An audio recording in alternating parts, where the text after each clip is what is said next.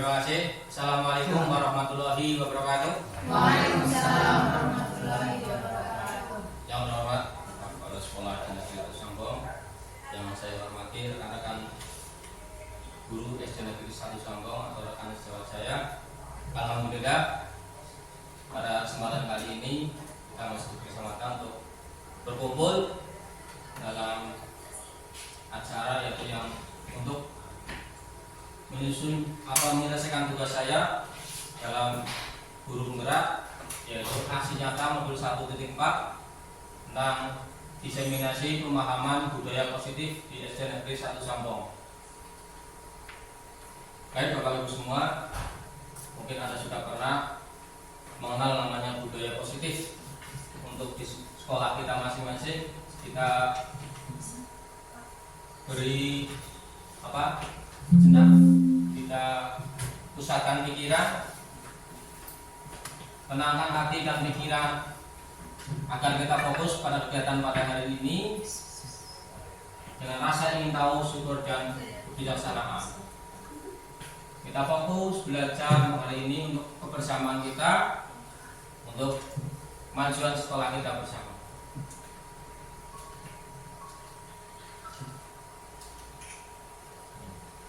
Baik, materi yang kita pelajari pada kesempatan hari ini ada 6. Yang pertama yaitu disiplin positif dan nilai-nilai kebijakan universal. Yang kedua, teori motivasi hukuman dan penghargaan restitusi. Yang ketiga, keyakinan kelas. Yang keempat, kebutuhan dasar manusia dan dunia berkualitas. Yang 5, restitusi 5 posisi kontrol. Yang keenam, restitusi segitiga restitusi. Kita bahas satu persatu. Disiplin positif dan nilai-nilai kebijakan universal. Ini makna disiplin yang menurut dosen berasal dari bahasa Latin, yaitu disiplin yang artinya adalah belajar. Makna asal dari kata ini berkorelasi dengan disiplin diri dari murid-murid Socrates dan Plato. Ini dari Socrates dan Plato yang menciptakan ini kata-kata disiplin ini. Terus disiplin diri membuat orang menggali potensinya menuju sebuah tujuan apa yang dihargai. Namun dalam budaya kita, disiplin telah berubah menjadi sesuatu yang dilakukan seorang pada orang lain untuk mendapatkan kepatuhan. Kecenderungan umum adalah menghubungkan kita disiplin dengan ketidaknyamanan, bukan dengan apa yang kita hargai atau pencapaian satu tujuan. Jadi disiplin yang sering kita lakukan adalah aturan yang kita buat untuk mendisiplinkan siswa, tapi tidak diselaraskan dengan kemauan siswa. Artinya hanya berpihak pada guru saja yang membuat kedisiplinan, tidak dimusyawarahkan dengan siswa apa yang menjadi kemauan siswa. Nah, nanti di sini di modul ini akan dibahas bagaimana membuat disiplin agar mereka patuh, membuat keyakinan kelas agar mereka bisa menghargai diri sendiri dan menghargai teman sejawat serta menghargai guru. Nah, ini Bapak Ibu, ibaratkan ini adalah Anda, ya. Bayangkan ini dengan Pak Mas. Nah, misalnya ini ada A dan B. Nah, A adalah busol. Nah, B nanti Pak Masmud. Nah, sebentar saya kertas misalnya Anda menggenggam tangan dengan erat. Nah, yang jadi B ada merayu untuk membuka kepalan tangan. Nah, nanti kita perhatikan Pak Masmud itu merayu busol agar mau membuka kepalan tangan ini. Tapi busol itu berusaha sekuat mungkin untuk tidak membuka kepalan tangan. Karena apa? Karena yang menjadi pengontrol diri adalah busol sendiri. Apapun yang dirayu Pak Masud dan dikatakan Pak Masud, jangan sampai dilepaskan. Monggo praktekkan, entah itu dengan menyuap uang atau dengan kata merayu apapun, bagaimana terserah Pak Masud, ataupun mengancam.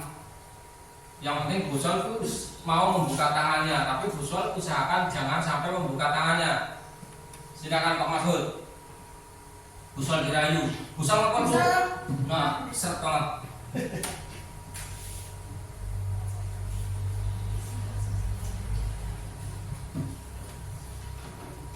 Ayo dirayu, dibalik Anton.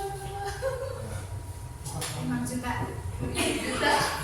WhatsApp. Mau nggak? Main mau Kak? Ini ada cantik dan cantik. Ini rahasia tebal.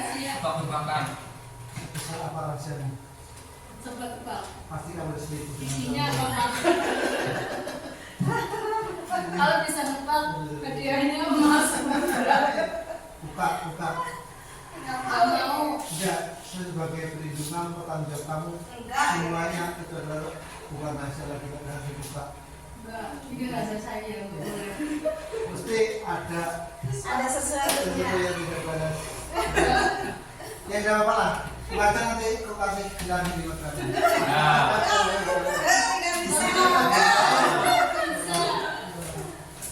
pokoknya intinya seperti itu. Intinya dirayu agar bisa membuka tanya, tapi kita sebagai untuk mengontrol anak adalah di diri kita atau di anak itu sendiri. Intinya anak adalah mengontrol diri anak sendiri, mengontrol dari dalam anak itu sendiri. Biar dia mau berbuat baik atau berbuat nakal itu adalah supaya timbul dari diri si anak itu sendiri. Mereka anak yang mengontrol. Nah, ini sudah kemarin paradigma ilusi guru mengontrol murid. Nah, kalau ilusi guru mengontrol murid itu berarti yang seperti kita buat peraturan-peraturan itu berarti kan kita mengontrol murid agar mereka patuh kepada kita semua.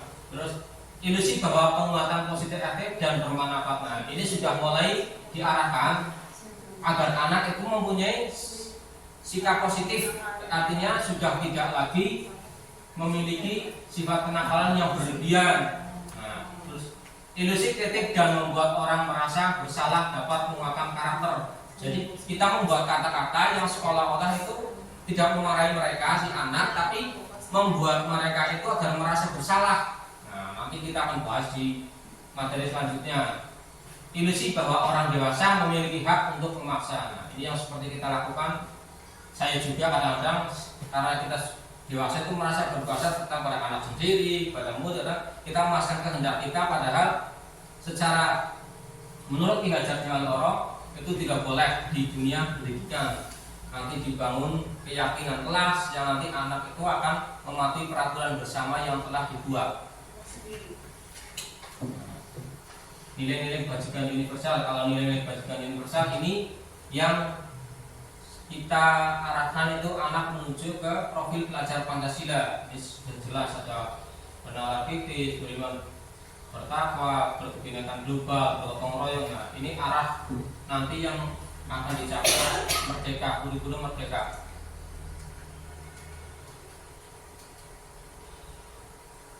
Nah, ini yang kedua, teori motivasi hukuman dan penghargaan restitusi.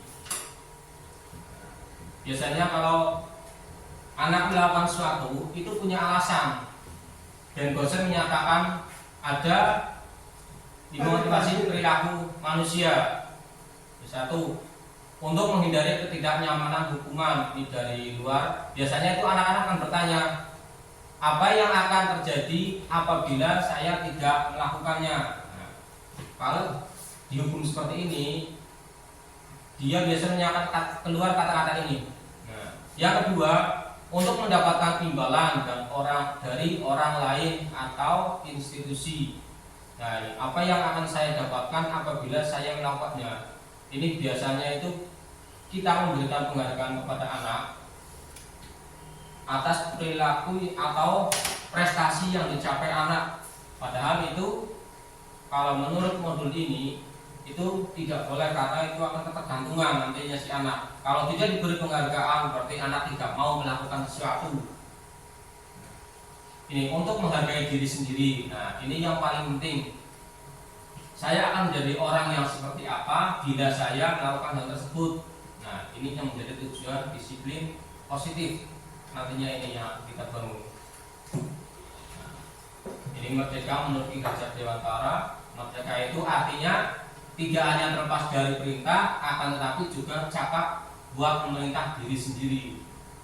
Berarti merdeka itu kita bisa memerintah diri sendiri, artinya mengontrol diri sendiri apa yang akan kita lakukan.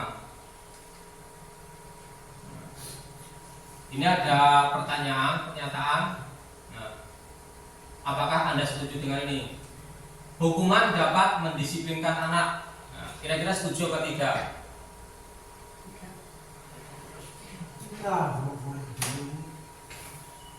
Terus yang kedua, pemberian hukuman dengan hal positif seperti membaca atau membersihkan halaman sekolah dapat meningkatkan disiplin anak.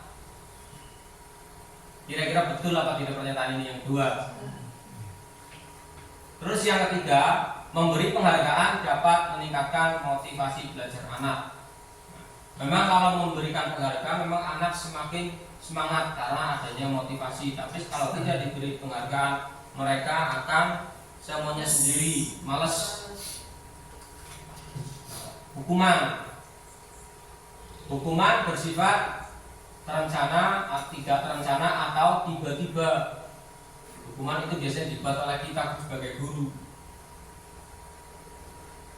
Anak murid tidak tahu apa yang akan terjadi dan tidak dilibatkan. Hukuman bersifat satu arah dari pihak guru, memberikan murid hanya menerima suatu hukuman tanpa melalui suatu kesepakatan atau pengarahan dari pihak guru baik sebelum atau sesudahnya.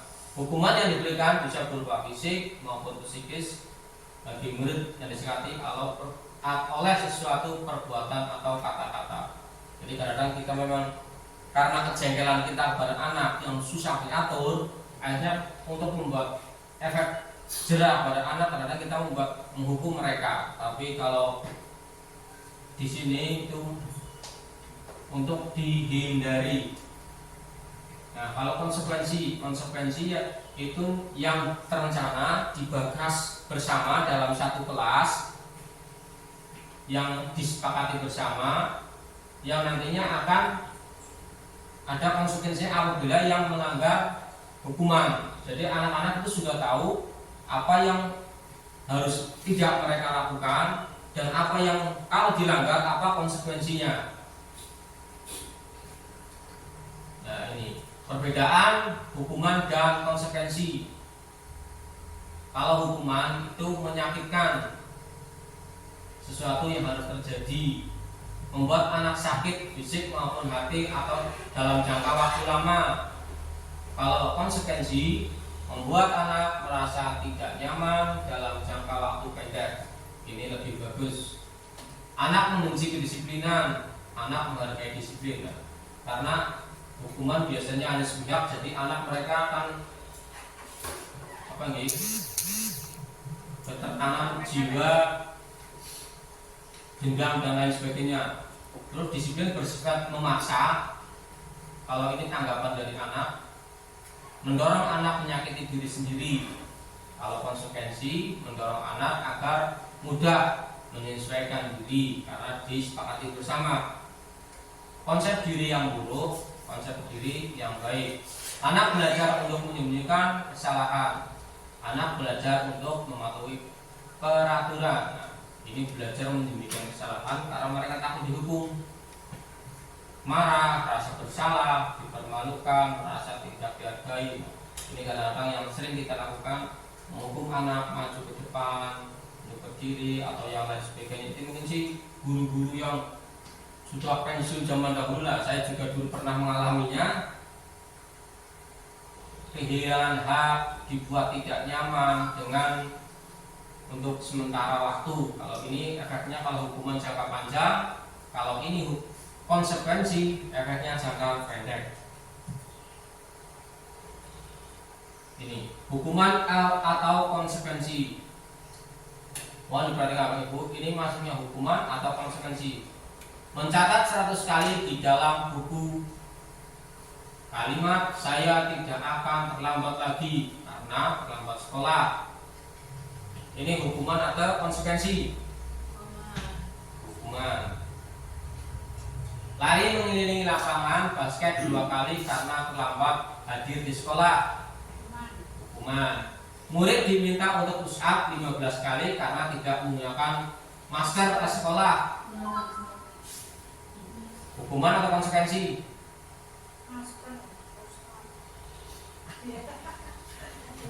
Hukuman menggantikan kertas tugas teman yang telah dicoret-coret. Konsekuensi membersihkan tumpahan air di meja tulis karena tersenggol pada saat belajar. Konsekuensi murid disuruh untuk mengenakan sepatu seharian di sekolah karena tidak mengenakan sepatu hitam. Lari mengelilingi lapangan basket 2 kali karena terlambat 10 menit untuk pelajaran PSOK.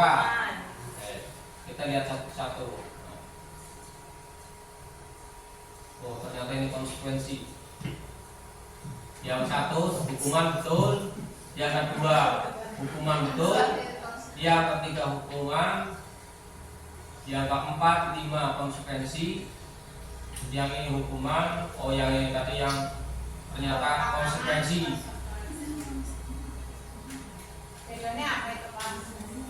Bedanya konsekuensi ini karena ini karena ini sudah menjadi kesepakatan sebelumnya. Kalau terlambat keliling lapangan, jadi kecewa karena ini pelajaran di luar.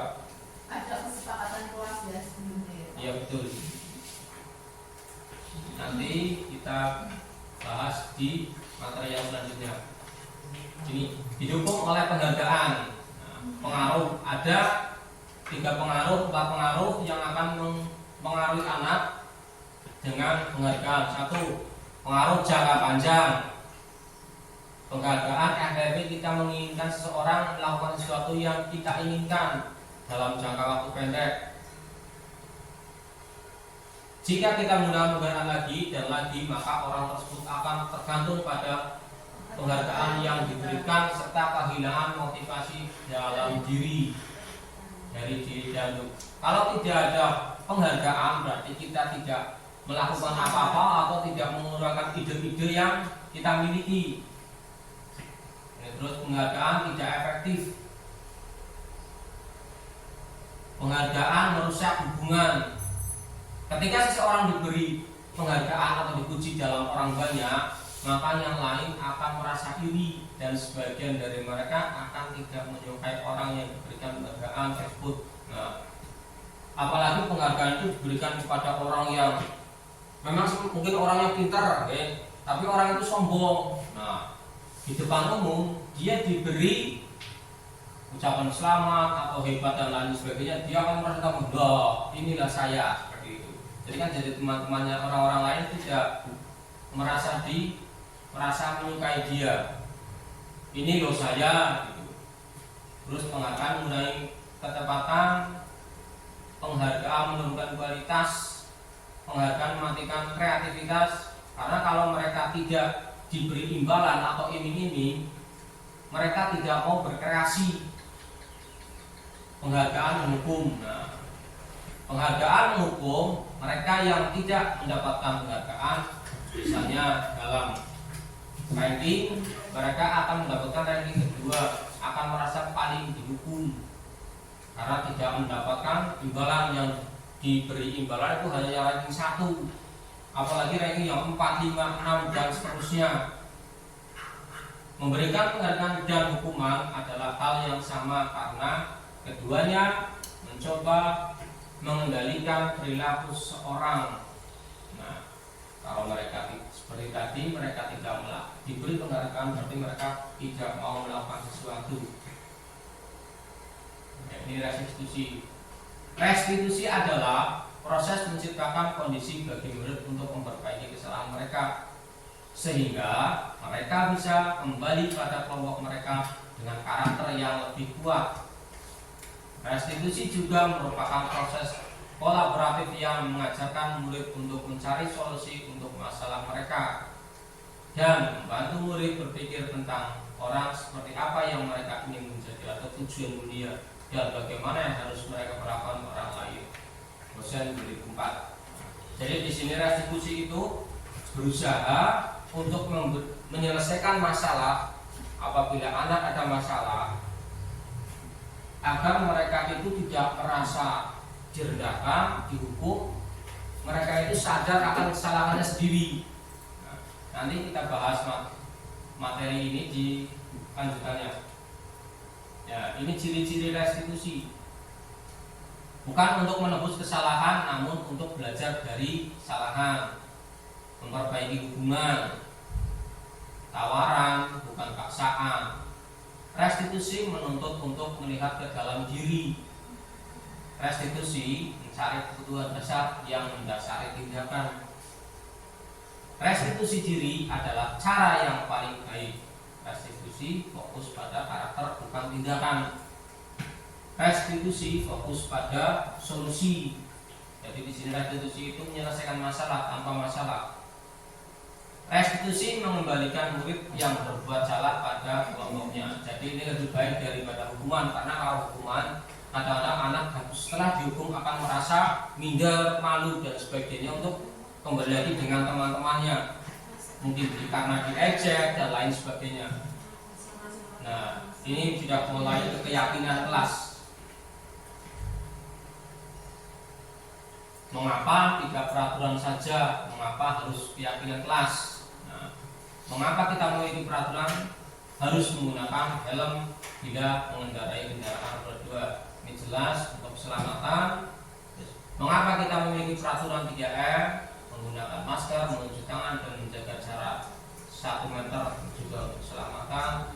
Mengapa kita memiliki peraturan harus datang tepat waktu pada saat mengikuti pelatihan? Nah, ini peraturan-peraturan yang nantinya akan dibuat menjadi keyakinan kelas. Untuk mendukung motivasi intrinsik, kembali ke nilai-nilai keyakinan, lebih menggerakkan seorang dibandingkan mengikuti serangkaian peraturan-peraturan. Kadang-kadang kita saja dengan peraturan-peraturan yang dibuat oleh atasan kita, misalnya BKD dan sebagainya, itu saja kita kadang-kadang grundel karena tidak ada kesepakatan yang mereka membuat peraturan itu tidak memberi kesepakatan kepada kita. Memang sih sudah ada aturannya jam sekian sampai jam sekian, tapi konsekuensinya terlambatnya mereka tidak membuat konsekuensi dengan lidah atau membuat masukan. Pembentukan keyakinan kelas. Keyakinan kelas bersifat lebih abstrak daripada peraturan yang lebih rinci dan konkret. Keyakinan kelas berupa pernyataan-pernyataan universal. Pernyataan keyakinan kelas senantiasa dibuat dalam bentuk positif. Keyakinan kelas hendaknya tidak terlalu banyak sehingga mudah diingat dan dipahami oleh semua warga kelas. Keyakinan kelas sebaiknya sesuatu yang dapat diterapkan di lingkungan tersebut. Semua warga kelas hendaknya ikut berkontribusi dalam pembuatan keyakinan kelas lewat kegiatan curah pendapat, bersedia meninjau kembali keyakinan kelas dari waktu ke waktu. Nah, keyakinan kelas ini dibuat dari peraturan yang sudah ada atau sudah dibuat. Nah, misalnya kalau peraturan dibuat, biasanya kan anak-anak sudah membaca peraturannya apa yang ada tapi tidak tahu konsekuensinya. Nah, kita bahas keyakinan kelas ini. Apabila anak terlambat, kita jadikan misalnya konsekuensinya apa? Otomatis kalau mereka terlambat dan sudah ada konsekuensinya dari mereka yang membuat sendiri, pasti mereka akan mematuhinya apa yang sudah dibuat. Nah, prosedur pembentukan keyakinan kelas. Nah, silakan orang sekolah atau murid-murid kelas untuk bercurah pendapat tentang peraturan yang perlu disepakati di kelas, mencatat semua masukan dari para murid, susunlah keyakinan kelas sesuai prosedur pembentukan keyakinan kelas sekolah. Carilah kalimat-kalimat dalam bentuk negatif menjadi positif. Contoh kalimat negatif: jangan berlari di kelas atau koridor. Kalimat yang positif: berjalanlah di kelas atau koridor. Jadi mengubah kalimat-kalimat yang mengekang itu menjadi lebih baik. Terus tinjau ulang keyakinan kelas secara bersama-sama. Setelah keyakinan kelas selesai dibuat, maka semua warga kelas dipersilakan meninjau ulang dan menyetujuinya dengan menandatangani keyakinan sekolah atau kelas tersebut, termasuk guru dan semua murid-murid.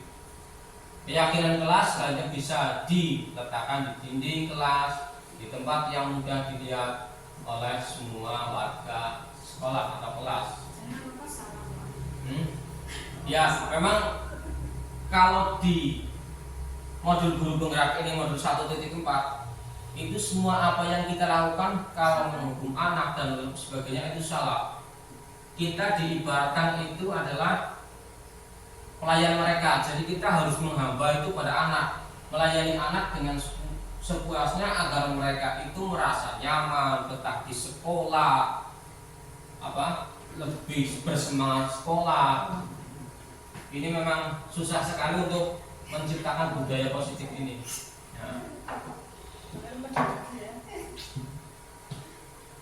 Nah itu Bu, memang kadang-kadang menjengkelkan dengan anak-anak yang seperti itu, contoh-contoh anak seperti kemarin itu. Nah ini peraturan kelas dan keyakinan kelas, kita langsung saja ke sini. Nah, ini peraturan, ini keyakinan kelas. Selalu kembalikan buku di tempatnya, itu berarti tanggung jawab bersama. Dilarang mengganggu orang lain, hormati orang lain, saling menghargai. Hadir di sekolah 15 menit sebelum pembelajaran dimulai. Menghormati orang lain, berkomitmen. Dilarang melakukan kekerasan. Nah, keselamatan, menghormati orang lain juga masuk. Dilarang menggunakan narkoba untuk kesehatan. Bergantian atau menunggu giliran, menghormati orang lain, antri, sabar. Menggunakan masker untuk kesehatan dan keselamatan. Jangan berlari di kelas atau koridor karena untuk keselamatan dan keamanan. Kebutuhan dasar manusia dan dunia berkualitas.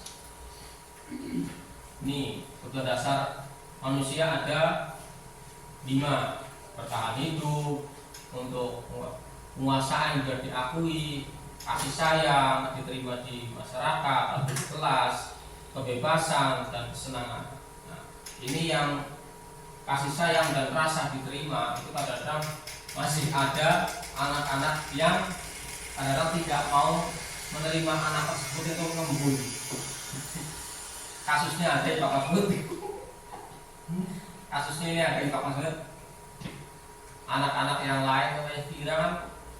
Nah, anak-anak lain kalau dengan Vira itu merasa si Vira itu nyebeli dan lain sebagainya itu, tinggal bagaimana kita menyelidiki kasus tersebut. Kenapa anak-anak bisa melakukan hal tersebut, serta kenapa Vira kadang melakukan hal-hal yang di luar nalar kita sehingga tiba-tiba nakal dan lain sebagainya. Mungkin karena dia kurang kasih sayang, ingin memiliki kebebasan.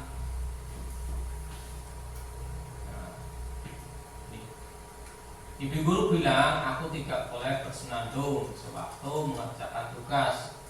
Katanya kelas harus tenang, tidak ada suara, padahal kan aku suka dan senang menyanyi. Ini kebutuhan akan apa ibu? Dari ini kesenangan, kebebasan, kasih sayang atau kesenangan. Betul. Ibu guru tidak menyapa aku hari ini, padahal aku pakai speed rambut baru. Nah, ini berarti rasa diterima atau kasih sayang.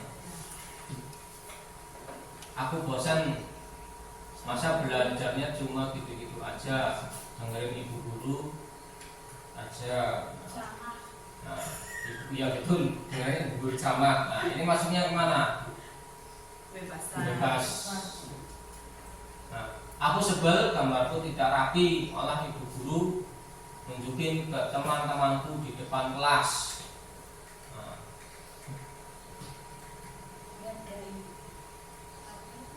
Hal itu maksudnya kemana? Penguasaan. Kita lanjut. Ini kebutuhan bertahan hidup bersifat fisiologis. Bertahan hidup misalnya kesehatan, ramah dan makanan. Kasih sayang, rasa diterima. Kebutuhan untuk disayangi dan diterima meliputi kebutuhan akan hubungan dan koneksi sosial. Kebutuhan untuk memberi dan menerima kasih sayang. Kebutuhan untuk merasa menjadi bagian dari suatu kelompok. Misalnya di kelas, kadang-kadang anak memang ada anak-anak yang dikucilkan. Penguasaan kebutuhan, pengakuan atas kemampuan. Kebutuhan ini meliputi keinginan untuk dianggap berharga, bisa membuat perbedaan, bisa membuat pencapaian kompeten, diakui, dihormati, ini self esteem, dan keinginan untuk meninggalkan pengaruh. Ini kurang H. Nah, ini kelas 6, berani. Ya. Kebebasan kebutuhan akan pilihan, kebutuhan untuk bebas, kebutuhan akan kemandirian, otonomi, memiliki pilihan dan mampu mengendalikan arah hidup seseorang. Biasanya ini kelas itu menjadi anak-anak yang menjadi seperti dia itu ditakuti oleh teman-temannya, ingin bebas. Terus ini kesenangan, kebutuhan untuk merasa senang. Kebutuhan kesenangan adalah kebutuhan untuk mencari kesenangan, bermain dan tertawa. Bayangkan hidup tanpa kenikmatan apapun betapa menyedihkan. Berarti ini kesenangan ada memang anak-anak yang di kelas kadang ramai sendiri, cerita sendiri. Mungkin mereka di rumah itu karena tertekan dan lain sebagainya. Eksekusi 5 posisi kontrol. Ini 5 posisi kontrol. Ada penghukum, membuat orang merasa bersalah, sebagai teman, pemantau, dan juga manajer. Nah, dari kelima ini yang paling bagus adalah ini, manajer. Cara-cara menyelesaikannya. Ini macam penghukum, menghadik, menunjuk-nunjuk, kata-katanya yang misalnya menyindir. Terus kalau membuat orang merasa bersalah, bercermin dan mengatakan seharusnya ibu kecewa, soalnya ibu kecewa dengan kamu.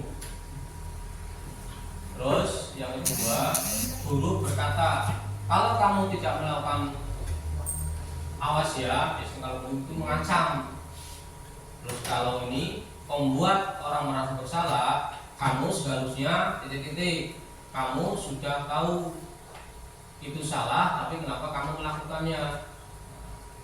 Kesininya kalau teman itu kita bicaranya face to face atau menggali yang menjadi masalah siswa dan cara penyelesaiannya.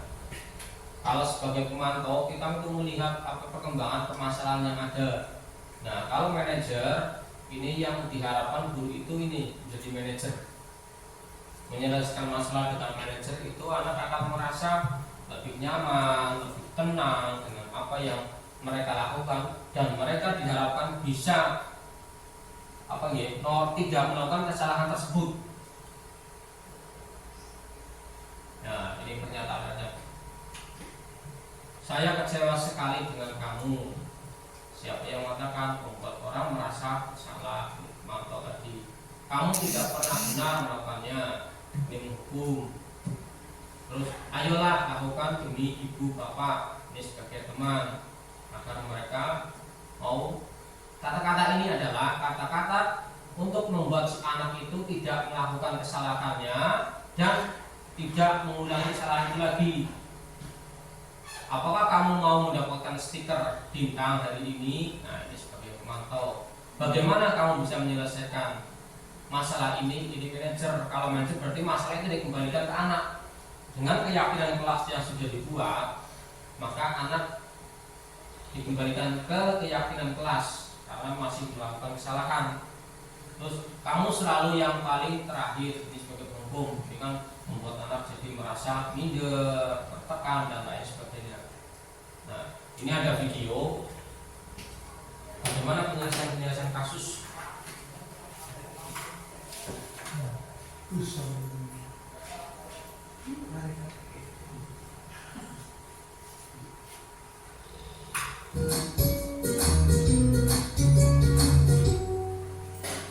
Salam bahagia Ibu dan Bapak guru hebat.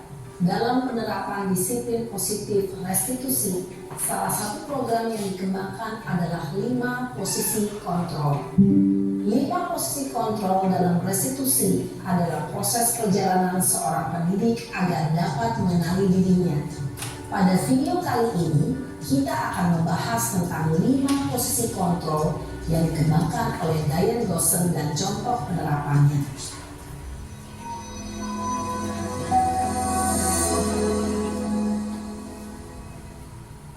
5 posisi kontrol itu adalah: 1. Posisi penghukum.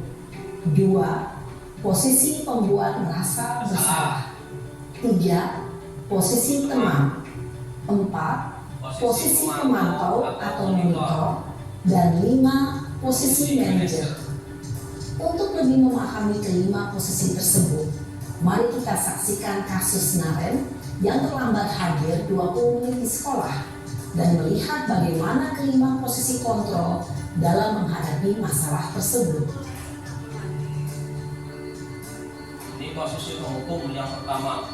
Bahasanya itu gurunya sudah kasar sekali, keras.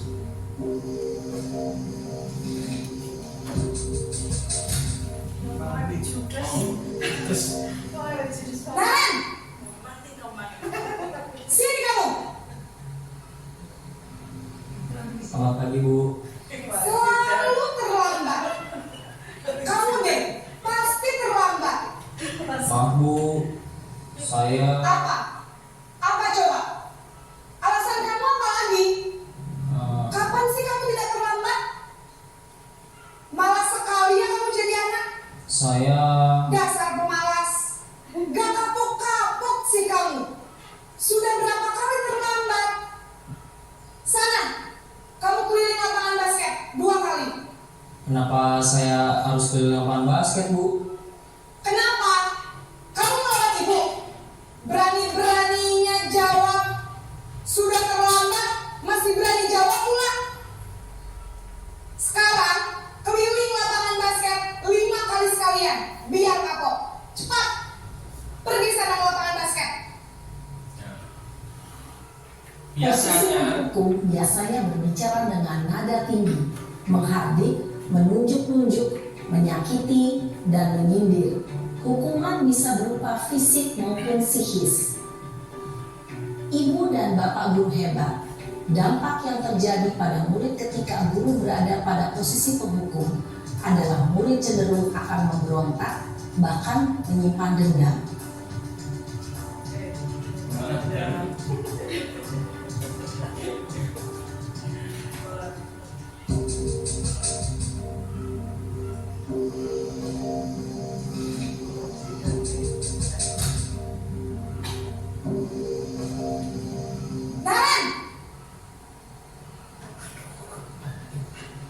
ini terlambat lagi. Selamat pagi, Bu. Terlambat. Naren!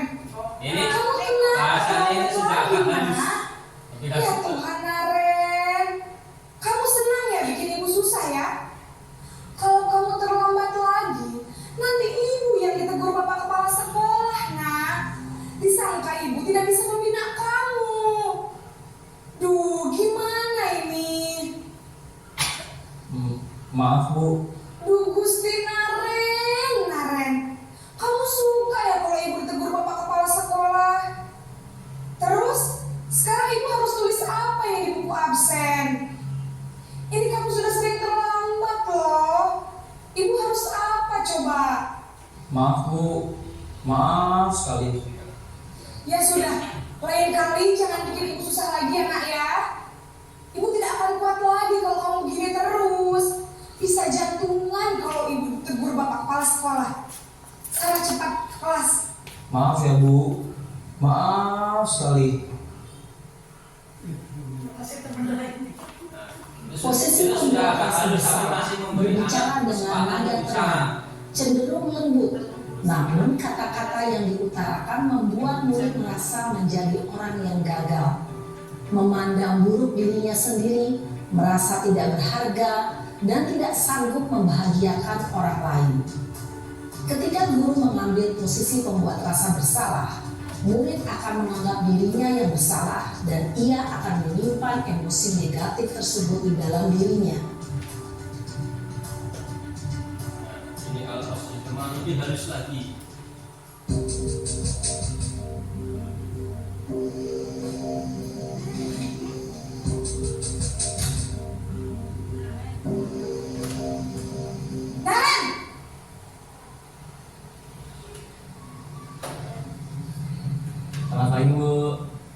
Wah, sudah jam berapa ini nak? Terlambat lagi ya sayang. Iya Bu, habis ibu saya lupa bangunkan saya Bu. Kamu malah menyalahkan ibu kamu. Kamu bukannya anak yang larinya paling kencang. Kok terlambat sih? Iya Bu, saya memang terlambat bangun tadi. Jadi biarpun saya lari kencang, tetap gak kekejar Bu. Ya sudah sana. Nanti lain kali larinya lebih kencang lagi ya. Biar gak terlambat lagi. Bikin senang ibu. Demi ibu. Bisa kan? Bisa lah Bu. Ya sudah sana masuk kelas. Ibu beresin urusan absen kamu. Oke. Kamu ini ada-ada saja. Di sini sudah memberi kesempatan Dalam posisi tenang, guru berbicara dengan nada suara ramah, akrab, cenderung bersenda gurau untuk menjaga suasana tetap santai. Murid akan merasa senang, aman, dan akrab dengan guru. Identitas yang tercipta adalah identitas sukses atau berhasil. Namun, perlu diingat, karena ini masih dorongan eksternal, maka ada faktor ketergantungan dari murid kepada orang tertentu. Di sini, guru absennya, sehingga di lain waktu, murid bisa berperilaku baik, namun hanya kepada orang-orang tertentu saja.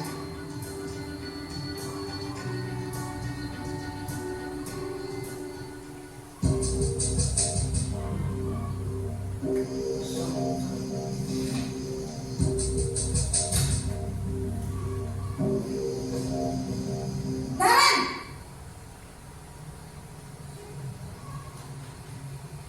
Selamat pagi Bu. Naren, apa peraturan sekolah kita tentang jam berapa kita harus masuk sekolah, nak? Kita harus di sekolah jam 7 Bu. Iya betul, sekarang sudah jam 7.20. Naren sudah tahu konsekuensinya jika terlambat hadir. Paham Bu, saya harus tinggal kelas pas jam istirahat selama 20 menit. Iya benar, konsekuensinya demikian. Jadi nanti jam 9.30 pas istirahat, kamu harus tinggal di kelas, kerjakan tugas tambahan untuk ketertinggalan kamu, ya? Baik Bu.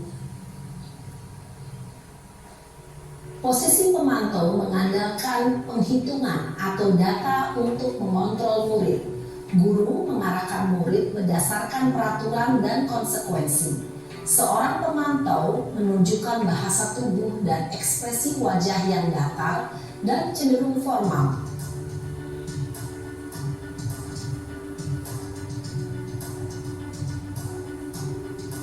Ini posisi yang dilakukan manajer.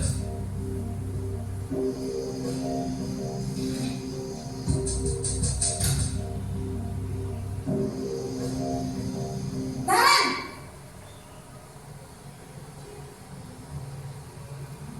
Selamat pagi Bu. Selamat pagi Naren. Maaf Bu, saya terlambat. Iya, sekolah masuknya jam 7, sekarang sudah jam 7.20. Jadi sekarang bagaimana ini Naren? Maaf Bu, saya lupa setel alarm saya semalam. Baiklah, menurut kamu, keyakinan sekolah yang mana yang perlu kamu tingkatkan? Menghargai diri sendiri dan orang lain mungkin ya Bu. Setuju. Jadi, apakah Naren meyakini prinsip saling menghormati tersebut? Iya Bu, saya meyakininya. Apakah Naren bersedia memperbaiki masalah keterlambatan ini? Bersedia Bu. Bagaimana kamu akan perbaiki masalah keterlambatan ini? Saya akan coba untuk tidak lupa menyetel alarm saya Bu. Baik, kalau Naren lupa menyetel alarm di rumah, ada orang yang kira-kira bisa bantu mengingatkan tidak? Ada Bu, kakak saya, Kak Emma. Ada lagi selain Kak Emma? Selain Kak Emma, ada ibu saya. Baik, jadi yang mengingatkan Naren adalah Kak Emma dan ibu kamu ya? Kira-kira akan mulai setel alarm kapan nih Naren? Setelah pulang sekolah, akan segera saya lakukan. Baik, jadi Naren akan setel alarm untuk bangun besok pagi dan akan diingatkan oleh kakak dan ibunda Naren ya. Ada lagi yang mungkin perlu dilakukan Naren agar tidak terlambat bangun lagi. Tidak ada Bu. Baik Naren, Terima kasih untuk kerjasama kamu. Sekarang kamu perlu kembali ke kelas untuk belajar. Baik Bu, terima kasih. Posisi manajer adalah posisi kontrol yang disarankan untuk membimbing murid memiliki sikap disiplin yang positif, yaitu murid yang mandiri, bertanggung jawab, dan dapat memecahkan masalah. Tujuan dari posisi ini adalah agar murid dapat berefleksi atas tindakannya. Guru akan dengan tulus memberikan pertanyaan-pertanyaan bermakna, sehingga membuat murid dapat belajar dari kesalahannya dan mencari sebuah solusi untuk menyelesaikannya. Ibu dan Bapak guru hebat, setelah mengamati adegan kelima posisi kontrol tadi, kira-kira posisi mana yang paling ideal? Posisi mana yang dapat menunjang motivasi intrinsik murid? Ya, tentu posisi manajer. Posisi ini memang posisi ideal yang ingin dituju setiap pendidik. Pada posisi inilah, guru dapat menerapkan disiplin positif yang berpihak pada murid, yang memerdekakan murid. Perjalanan seorang pendidik tentunya tidak mudah untuk sampai pada posisi seorang manajer. Itulah yang diharapkan oleh dari modul ini adalah kita sebagai guru menjadi seorang manajer. Bagaimana kita menyelesaikan masalah dengan anak? Kalau dengan posisi penghukum sudah jelas kata-katanya kasar dan lain sebagainya. Terus dengan posisi pemantau sudah mulai rendah. Terus dengan posisi teman lebih rendah lagi. Tapi kalau dengan posisi teman, kadang-kadang anak itu akan merasa mereka itu jadi sifat menghormati dengan kita sebagai guru karena kurang. Tapi kalau posisi manajer itu kita kembalikan masalah itu ke anak lagi. Keyakinan kelas yang sudah dibuat, kita kembalikan mereka untuk mengulas kembali keyakinan kelas apa yang sudah mereka langgar. Mereka buat yakin itu bagaimana solusinya untuk menyelesaikan masalah tersebut. Nah, ini hanya refleksi saja. Kita di rumah itu seperti apa dengan teman anak-anak kita? Menghukumkah, membuat rasa bersalah, atau sebagai teman, atau sebagai pemantau, atau sebagai manajer? Kalau di sekolah, mana yang sudah pernah kita lakukan terhadap anak?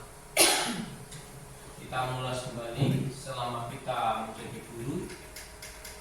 Menghukumkah, membuat rasa bersalah, teman, pemantau, dan manajer. Kalau penghukum, saya sendiri juga pernah membuat rasa bersalah. Ini saya baru mempelajari. Kalau teman sih secara tidak sadar mungkin sudah lah, tapi kita belum tahu tentang bagaimana penyelesaian masalah dengan cara teman atau pendekatan ke anak. Mungkin kalau penghukum itu semuanya kita tahu dan sudah pernah melakukannya ke anak. Membuat rasa bersalah, saya juga baru belajar di modul ini. Cukup menarik modul 1.4 ini. Terus sebagai teman kita lebih dekat dengan anak. Terus pemantau kita lebih hanya memberikan masukan-masukan ke anak. Nah, yang diharapkan adalah manajer agar anak bisa kembali ke posisi anak tidak merasa dendam pada Pak Guru dan Bu Guru, tidak merasa bersalah. Mereka terus kembali ke kelas yang masih tidak merasa diejek oleh teman-temannya karena sudah membuat kesepakatan bersama. Nah, materi yang terakhir yaitu segitiga restitusi. Ini sekitar restitusi, menstabilkan identitas, validasi kebutuhan, menanyakan keyakinan. Nah, ini yang menstabilkan identitas, stabilis the identity. Bagian dasar dari segitiga bertujuan untuk mengubah identitas anak dari orang yang gagal karena melakukan kesalahan menjadi orang yang sukses dengan cara mengatakan kalimat-kalimat ini. Nah, biasanya berbuat salah itu tidak apa-apa. Tidak ada manusia yang sempurna.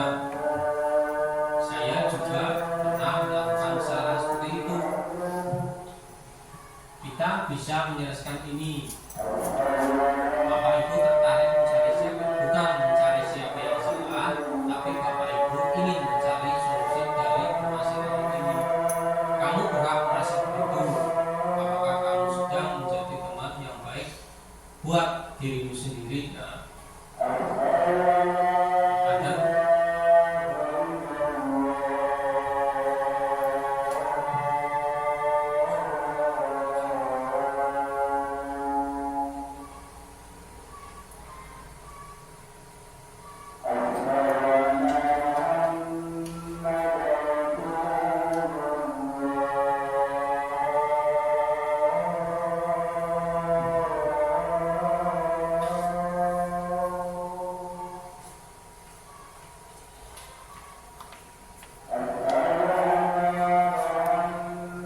Oke, kita lanjut.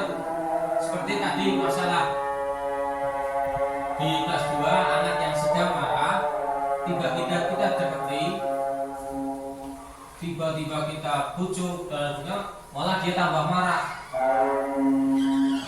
Yang diharapkan adalah kita dekati dia agar sudah agak tenang. Tapi kadang-kadang kalau anak masih kecil itu belum bisa berpikir lebih baik, mereka hanya apa mereka yang sedang mereka lakukan dan mereka rasakan. Jadi kalau mereka kadang ditanya kata-kata seperti ini, kadang mereka belum mudeng. Tapi bagaimana kita membuat mereka itu lebih tenang, lebih merasa mereka nyaman. Yang kedua yaitu validasi tindakan yang salah. Setiap tindakan kita dilakukan dengan suatu tujuan, yaitu memenuhi kebutuhan dasar. Kalau kita memahami kebutuhan dasar apa yang mendasari sebuah tindakan, kita akan bisa menemukan cara-cara yang kali itu memenuhi kebutuhan tersebut. Kalimat-kalimat dikatakan dengan nada tanpa menghakimi akan memvalidasi kebutuhan mereka. Contohnya ini kata-katanya. Padahal kamu bisa melakukan yang lebih buruk dari itu. Misalnya dia marah, tapi dia cuma melakukannya misalnya hanya mengecek-ngecek, padahal dia bisa memukul dan lain sebagainya. Terus, kamu pasti punya alasan mengapa melakukan hal seperti itu. Dan jangan ke anak, alasan kamu melakukan itu kenapa? Terus, kamu patut bangga pada dirimu sendiri karena kamu telah melindungi sesuatu yang penting buatmu. Nah, kalau ditanyakan seperti ini, biasanya anak sudah mulai turun emosinya. Terus ini kamu boleh mempertahankan sikap itu, tapi kamu harus menambahkan sikap yang baru. Misalnya sikap yang baru yang keyakinan kelas itu yang telah dibuat, agar mereka diingatkan kembali tentang keyakinan kelas yang sudah dibuat. Yang ketiga, sisi ketiga adalah menanyakan keyakinan kelas yang telah disepakati. Teori kontrol ini menyatakan bahwa kita pada dasarnya termotivasi secara internal ketika identitas sukses telah tercapai. Nah, salah satu yang telah divalidasi adalah langkah 2, maka anak siap untuk dihubungkan dengan nilai-nilai yang dia percaya dan berpindah menjadi orang yang dia inginkan. Nah, jadi berusaha membangkitkan nilai-nilai dari diri si anak atau intrinsik tadi dengan kata menanyakan keyakinan kelas. Terus ini contohnya, apa yang kita percaya sebagai kelas atau keluarga? Apa nilai-nilai umum yang kita telah sepakati? Apa bayangan kita tentang kelas yang ideal? Kamu mau jadi orang yang seperti apa? Nah, dengan menanyakan hal tersebut, anak akan merasa lebih tenang dengan kesepakatan yang dibuat. Dikembalikan lagi ke si anak. Nah, ini contoh juga ada kasus dengan si Ajib kemarin. Saya juga telah mencoba sebisa saya membuat kasus itu. Ini kemarin Ajib itu di sini. Nah, ini ada kasus. Nah,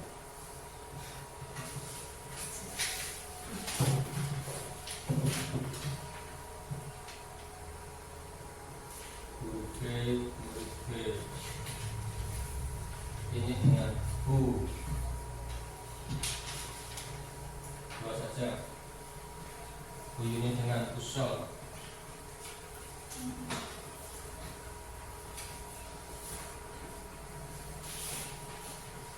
Coba pandangan baca kasus tersebut. Anda itu sebagai murid, yang satu sebagai guru. Yang sebagai guru membaca sebagai guru, yang jadi murid membaca jadi murid. Ini kurangnya.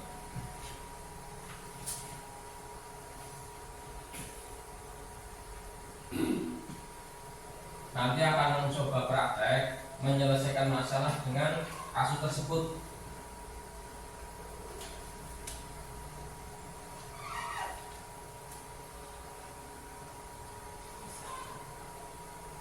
Itu sudah ada contoh cara penyelesaiannya.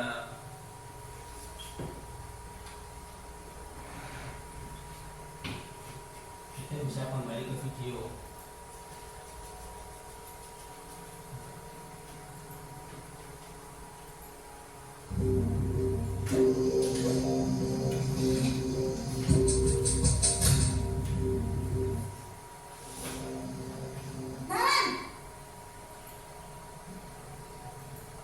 Selama 20 menit. Iya benar, konsekuensinya demikian. Taruh kapan nih Naren? Setelah pulang sekolah akan segera saya lakukan. Baik, jadi Naren akan setel alarm untuk bangun. Terima kasih. Posisi ya, Perbaiki masalah di apakah nak? Lalu pas awal. Naren! bukan bahasa tubuh dan ekspresi wajah yang datar dan cenderung formal. Nah, ini posisi manajer. Nanti coba kasus itu diselesaikan dengan cara yang ini.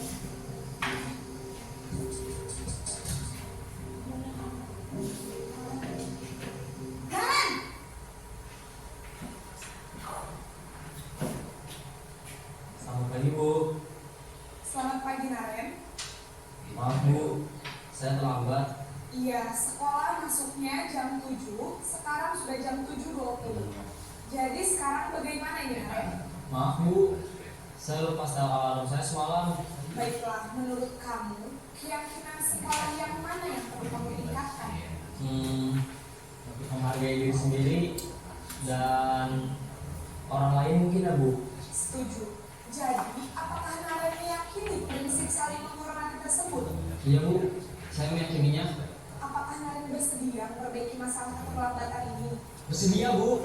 Bagaimana kamu akan memperbaiki masalah keterlambatan ini? Saya akan coba untuk tidak lupa menyetel alarm saya Bu. Baik, kalau Naren lupa menyetel alarm di rumah, ada orang yang kira-kira bisa bantu mengingatkan tidak? Ada Bu, kata saya, Kak Emma. Ada lagi selain Kak Emma? Selain Kak Emma, ada ibu saya. Baik, jadi yang mengingatkan Naren adalah Kak Emma dan ibu kamu ya? Kira-kira akan mulai setel alarm kapan nih Naren? Setelah pulang sekolah, akan segera saya lakukan. Baik, jadi Naren akan setel alarm untuk bangun besok pagi dan akan diingatkan oleh kakak dan ibunda Naren ya. Ada lagi yang mungkin perlu dilakukan Naren agar tidak terlambat bangun lagi. Tidak ada Bu. Baik Naren, terima kasih untuk kerjasama kamu. Sekarang kamu perlu kembali ke kelas untuk belajar. Baik Bu, terima kasih. Posisi tersebut adalah jadi memberikan anak kesempatan untuk mengutarakan apa yang menyebabkan dia itu terlambat, penyebabnya apa saja, dan gurunya juga memberikan kesempatan kepada si anak siapa saja yang kira-kira bisa membantu di rumah agar dia tidak terlambat. Tidak hanya satu orang, tapi ada Kak Emma, ada ibunya dan lain sebagainya. Jadi anak itu tidak tergantungan kepada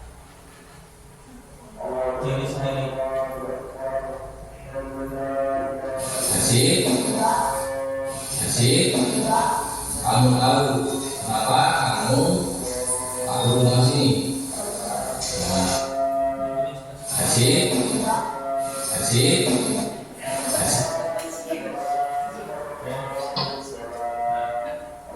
Mungkin hanya itu yang bisa saya sampaikan. Kita refleksikan saja Anda mungkin sebagai guru merefleksi atau meninjau ke belakang apa yang pernah kita lakukan kepada anak. Kita berusaha untuk memperbaiki sedikit demi sedikit, apalagi nanti di sini ambil menjadi, semoga lolos semua jadi guru penggerak. Jadi kita bersama-sama untuk memperbaiki apa yang telah kita lakukan dahulu sebelum ajarin modul ini, agar kita dalam menyelesaikan kasus dengan anak itu agar lebih baik, agar anak-anak merasa dihargai, merasa bisa bersama-sama berkolaborasi dalam menyelesaikan suatu masalah. Mereka tidak merasa sepihak dalam mendapat hanya bu guru atau pak guru saja yang memiliki kekuasaan di sekolah, tapi mereka juga berhak untuk menyalurkan aspirasi atau pendapat mereka. Jadi terciptalah suatu hubungan kolaborasi di sekolah yang aman, nyaman. Tapi kita juga harus punya batasan-batasan tertentu agar anak kadang-kadang, contohnya saya sendiri, saya memang dengan anak, jadi kadang-kadang anak itu terlalu akrab dengan saya, jadi mereka itu seakan-akan menganggap saya itu terlalu berlebihan seperti teman. Sebenarnya sih bagus mereka jadi mau bercerita apa masalah di rumah, mau cerita dengan masalah di sekolah dengan teman-teman, apa masalahnya, kenapa mereka dinakali dan lain sebagainya. Ini adalah prinsip guru penggerak, bergerak dan menggerakkan. Mungkin hanya itu yang bisa saya sampaikan. Sekali lagi mohon maaf, terima kasih atas partisipasinya, sudah membersamai saya selama 1 jam. Terima kasih dan mohon maaf. Saya akhiri. Assalamualaikum warahmatullahi wabarakatuh. Waalaikumsalam warahmatullahi wabarakatuh.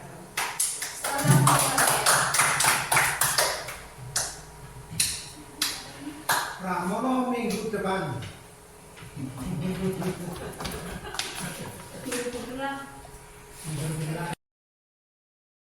Kan? Iya Pak. Kamu tahu kenapa kamu panggil sini? Enggak tahu Pak. Tadi pas Pak Guru ke kelas, pas istirahat, Elvani nangis. Terus Pak Guru tanya, katanya ejek kamu karena mendapat nilai yang kurang baik. Kenapa kamu ejek? Apa alasan kamu? Karena saya merasa bangga karena nilai saya lebih bagus. Oh, itu alasan kamu. Kamu puas kalau kamu ejek kamu begitu? Puas. Puas. Oh, tapi gak boleh seperti itu. Ya, Iya, justru kalau teman kamu nilainya jelek, harus kamu bantu. Biar dia bisa mendapat nilai jelek terus. Iya Pak. Oke. Kamu kan sudah belajar kemarin keyakinan kelas. Terus kamu melanggar keyakinan kelas apa? Mengejar teman. Mengajak teman, tidak menghormati teman. Ya. Iya. Terus untuk memperbaiki kesalahan kamu sama Elvani, apa yang kamu lakukan? Saya meminta maaf dan mengulas kembali Keyakinan kelas. kelas yang telah dibuat. Oke, baik. Berarti nanti kamu mengajak teman-teman kamu untuk mengulas kembali keyakinan kelas yang telah dibuat supaya tidak terjadi lagi yang seperti kamu lakukan. Iya. Ya,